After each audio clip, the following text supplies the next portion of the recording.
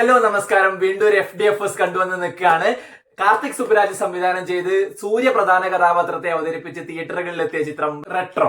First day first show കാണാനുള്ള ഒന്നാമത്തെ reason എന്ന് പറയുന്നത് കാർത്തിക് സുബ്രാജ് ആണ്. രണ്ടാമത്തെ റീസൺ കാർത്തിക് സുബ്രാജ് സൂര്യ കോംബോ ആണ്. അത് സ്ക്രീനിൽ കാണാനുള്ള ഒരു എക്സൈറ്റ്മെന്റിലാണ് തിയേറ്ററിലേക്ക് പോയത്. എന്നിട്ട് എന്ത് സംഭവിച്ചു എന്നുള്ളത് പറയാം. കാർത്തിക് സുബ്രാജ് തിരക്കഥ എഴുതി സംവിധാനം ചെയ്ത ചിത്രത്തിൽ സൂര്യയാണ് പ്രധാന കഥാപാത്രമായ പാരിവേലിനെ അവതരിപ്പിച്ചിരിക്കുന്നത്. 1980കളിലെ കഥയാണ് ചിത്രം പറയുന്നത്. തമിഴ്നാട്ടിലും ആൻഡമാനിലുമാണ് ചിത്രം ചിത്രീകരിച്ചിരിക്കുന്നത്. ഗാങ്സ്റ്ററായ തിലകിന്റെയും ഭാര്യ സന്ധ്യയുടെയും വളർത്തുമകനാണ് പാരിവേൽ. അച്ഛനെ പോലെ തന്നെ പാരിവേലും ഗാങ്സ്റ്ററായി തന്നെ ജീവിതം തുടരുകയാണ്. ഒരു പ്രത്യേക ഘട്ടത്തിൽ എല്ലാം അവസാനിപ്പിക്കണമെന്ന് അയാൾ തീരുമാനിക്കുന്നു. തുടർന്ന് നടക്കുന്ന സംഭവ വികാസങ്ങളുമാണ് ചിത്രം പറയുന്നത്. പാരിവേൽ എന്ന കഥാപാത്രമായി ഗംഭീര പ്രകടനം സൂര്യ കാഴ്ചവെച്ചിട്ടുണ്ട്. സ്ക്രീനിൽ ഗംഭീരമായി തന്നെ അത് വന്നിട്ടുമുണ്ട്. ഫാൻസിന് വേണ്ടത്ര കൈയടിക്കാനുള്ള ഒരുപാട് സീക്വൻസ് ഈ പടത്തിന്റെ അകത്തുണ്ട്. ഗംഭീരമായി തന്നെ ഫൈറ്റ് സീക്വൻസിലും പെർഫോമൻസിലും ലുക്ക് വൈസും ഒക്കെ നന്നായി തന്നെ സൂര്യ പെർഫോം ചെയ്തിട്ടുണ്ട് തന്നെ പറയാം. ഈ അടുത്ത കാലത്ത് സൂര്യ ചെയ്ത കഥാപാത്രങ്ങളിൽ ഗംഭീരമായി തന്നെ പാരിവേൽ നിൽക്കുന്നുമുണ്ട്. അങ്ങനെയൊക്കെ നിൽക്കുമ്പോഴും ഒരു ഇന്റൻസ് ഇമോഷണൽ കണക്ട് ആ കഥാപാത്രത്തോട് പ്രേക്ഷകർക്ക് തോന്നുന്നില്ല എന്നൊരു പരിമിതി ചിത്രത്തിലുടനീളം കാണാം. ഈ പടത്തിൽ എടുത്തു പറയേണ്ട മറ്റൊരു പോസിറ്റീവ് ഈ പടത്തിന്റെ സിനിമാറ്റോഗ്രാഫിയാണ്. വിഷ്വലി ഗംഭീരമായിട്ടൊരു ട്രീറ്റ് ഈ സിനിമ തരുന്നുണ്ട്. തുടക്കം മുതൽ അവസാനം വരെ സ്ക്രീനിൽ നിന്ന് കണ്ണെടുക്കാതെ നോക്കിയിരിക്കാനൊക്കെ തോന്നുന്ന രീതിയിലുള്ള വിഷ്വലി ഗംഭീരമായി തന്നെ അത് വന്നിട്ടുണ്ട്. അതുപോലെ സന്തോഷ് നാരായണന്റെ മ്യൂസിക് ഡിപ്പാർട്ട്മെന്റ് ഒരു രക്ഷയില്ല. തുടക്കം തൊട്ട് അവസാനം വരെ ആ കറക്റ്റ് മീറ്ററിൽ വളരെ എക്സൈറ്റ്മെന്റ് തരുന്ന ഒരുപാട് മൊമെന്റ്സിലും ഒക്കെ ഗംഭീരമായി തന്നെ മ്യൂസിക് വന്നിട്ടുണ്ട്. എടുത്തു പറയേണ്ട ഒരു സംഗതിയായിട്ട് തന്നെ മ്യൂസിക് തോന്നുന്നുണ്ട്. സിനിമയിലെ പാട്ടുകളും ഗംഭീരാണ്. അത് പ്ലേസ് ചെയ്തേക്കുന്ന മൊമെന്റ്സ് സംഗതികളും ഒക്കെ നമുക്കൊരു പീക്ക് ഹൈ ഒക്കെ തരുന്ന ഒരുപാട് മൊമെന്റ്സ് ഉണ്ട്. ഗംഭീരമായി തന്നെ മ്യൂസിക് ഡിപ്പാർട്ട്മെന്റിനെ എടുത്തു പറയണം. സന്തോഷ് നാരായണൻ കയ്യടി അർഹിക്കുന്നുണ്ട്. അതുപോലെ ഈ പടത്തിന്റെ ആക്ഷൻ കൊറിയോഗ്രാഫി ഒരു രക്ഷയില്ല. ഒരുപാട് മൊമെന്റ്സ് ഉണ്ട് നമുക്ക് ഹൈ തരുന്ന. അടിപൊളിയായിട്ട് തന്നെ ആ ഡിപ്പാർട്ട്മെന്റ് ചെയ്തിട്ടുണ്ട്. അഭിനേതാക്കൾ എല്ലാവരും തന്നെ അവരുടെ ക്യാരക്ടേഴ്സ് നന്നായി തന്നെ സ്ക്രീനിൽ എത്തിക്കാൻ വേണ്ടി ശ്രമിച്ചിട്ടുണ്ട്. ഇതിൽ സൂര്യയുടെ വളർത്തച്ഛനായ തിലകായി എത്തുന്നത് ജോജു ജോർജ് ആണ്. അമ്മ സ്വാസികയാണ്.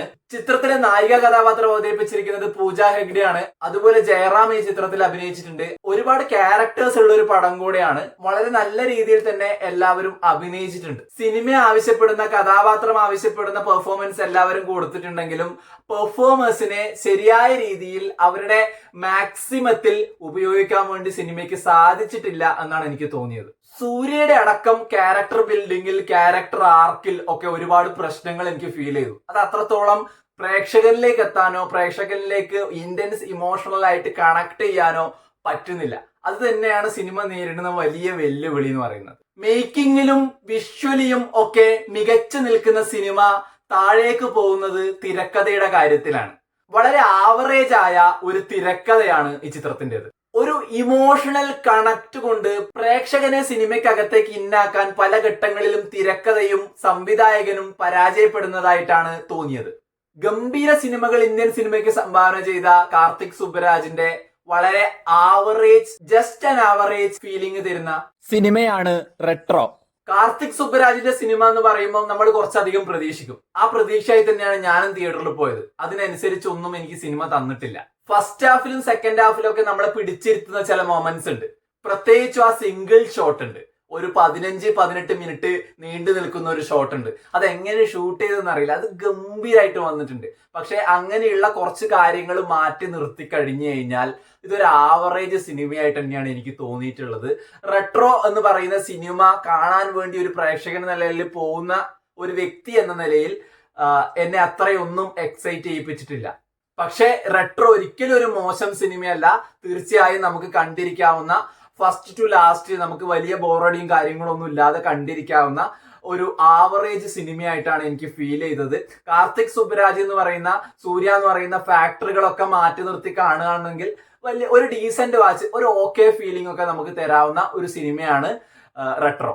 ഇത് എന്റെ വ്യക്തിപരമായ അഭിപ്രായമാണ്. നിങ്ങൾ ഈ സിനിമ കണ്ടു കഴിഞ്ഞാൽ നിങ്ങൾക്ക് മറ്റൊരു അഭിപ്രായമായിരിക്കും. നിങ്ങൾ ഈ സിനിമ കണ്ട ആളാണെങ്കിൽ തീർച്ചയായും നിങ്ങളുടെ അഭിപ്രായം കമന്റ് ബോക്സിൽ അറിയിക്കുക.